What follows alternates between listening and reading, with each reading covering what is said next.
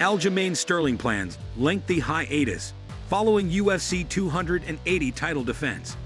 Aljamain Sterling has revealed that he may not return to the octagon until June 2023 after his win at UFC 280 last month.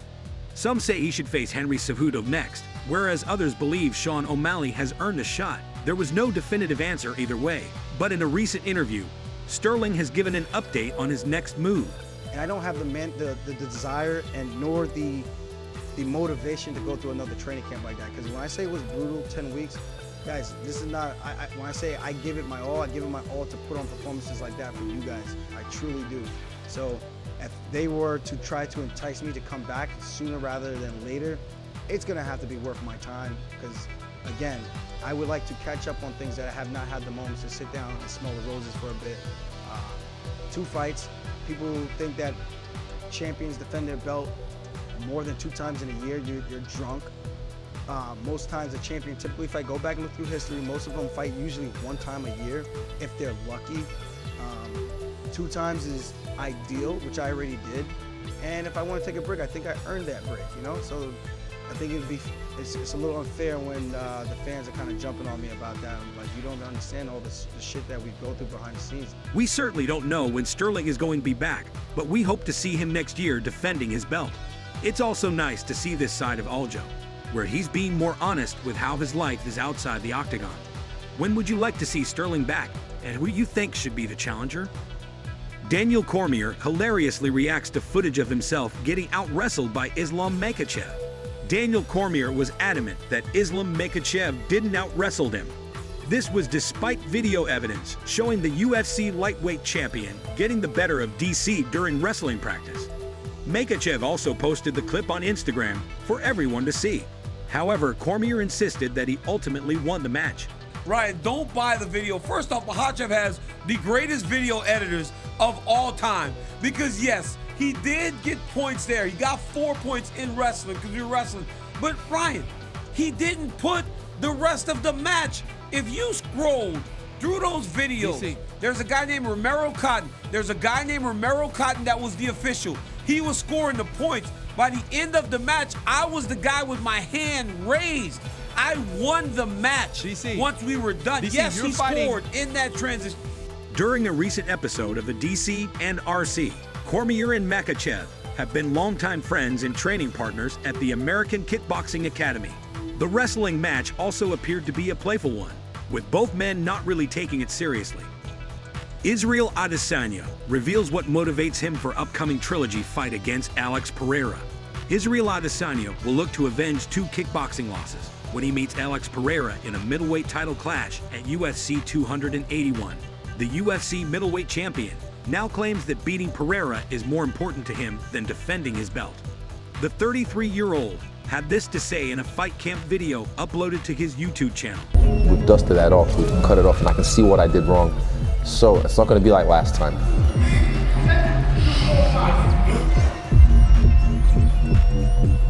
This is a different fighter you're facing now, and now I've come another fighter. I've rebirthed myself.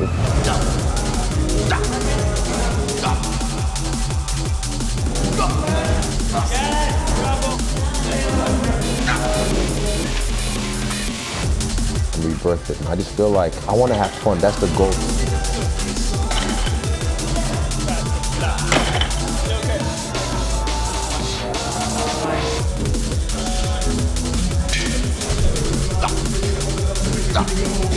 But this fight, I'm gonna have fun. That's the ultimate goal. And when I have fun, I'm the best in the world.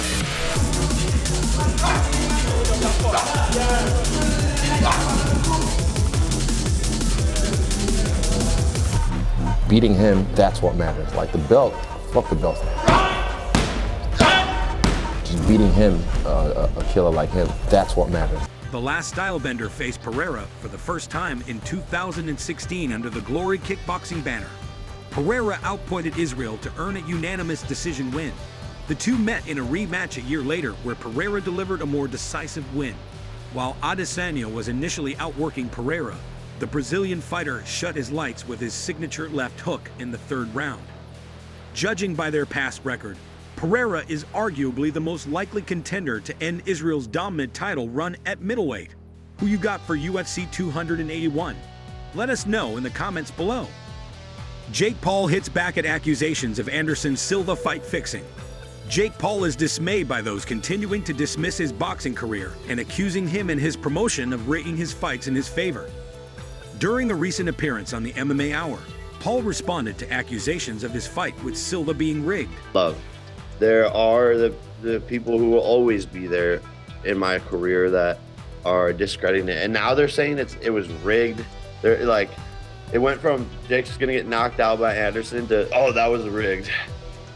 I lose faith in my generation and my peers and like us as a society and in a world just when I see that type of stuff and that type of stupidity. Paul also dealt with the claims after his knockout win over Ben Askren last year, after finishing Askren in just 2 minutes. Some viewers felt Askren took a dive, which he later vehemently denied. UFC President Dana White has been one of the most vocal critics of Paul in his boxing career. He insinuated Paul has gotten hand-picked opponents and hinted at other possible malice. Allegations of fight fixing may never die down, though Paul is focusing on what's next in his unprecedented boxing career. What do you think of Jake Paul's comments? Volkanovski can't wait to see Islam's face after failed takedowns. UFC featherweight champion Alexander Volkanovski is relishing the chance to prove Islam Makhachev wrong inside the octagon. During an appearance on Submission Radio, Volkanovski reflected on Makhachev's dominance at UFC 280, where he became the first man to defeat Du Bronze since 2017.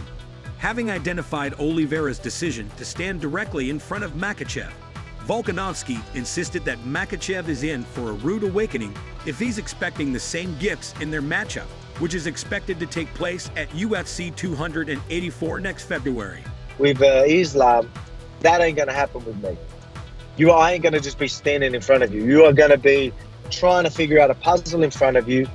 The movement's going to be difficult. You're going to try and grab a leg and all that type of stuff. But again, you need to be in the right position to feel comfortable to shoot. And he won't feel that straight away. Then he's going to get a little more desperate to try and grab the legs and all that type. Again, this is stuff he hasn't had to deal with. No, like there's no way there's people that have a calculated footwork like I have that he's faced. There's no way. So I can't wait to put that puzzle in front of him. With that in mind, Volkanovski is certainly confident of his ability to avoid the same fate as Makhachev's past victims. And the Aussie is anticipating seeing the lightweight throne sitter realize that early into their champion versus champion showdown. Make your early predictions for Makhachev versus Volkanovski. We want to see them in the comments. Michael Chandler gives major update on UFC status. One of the most exciting UFC signings in recent memory, Michael Chandler is not going anywhere anytime soon.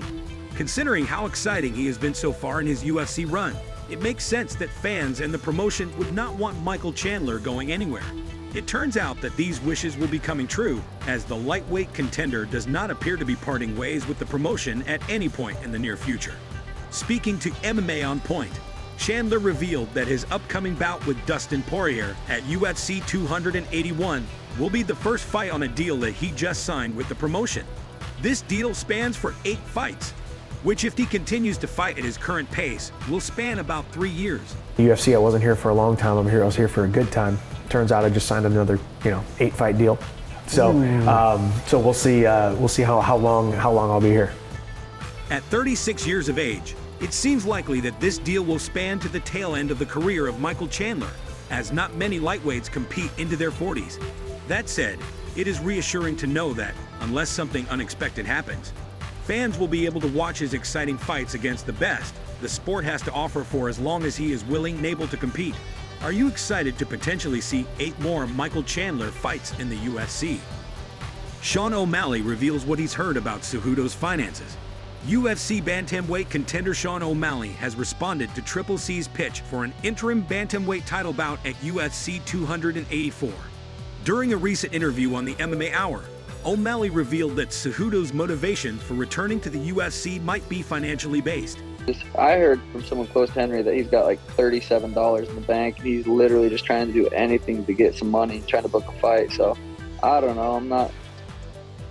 I don't know. Henry's like a, opening main card kind of co-main event kind of dude. So I don't know. Even if him and Aljo go fight, there'll probably be some co-main events on some card.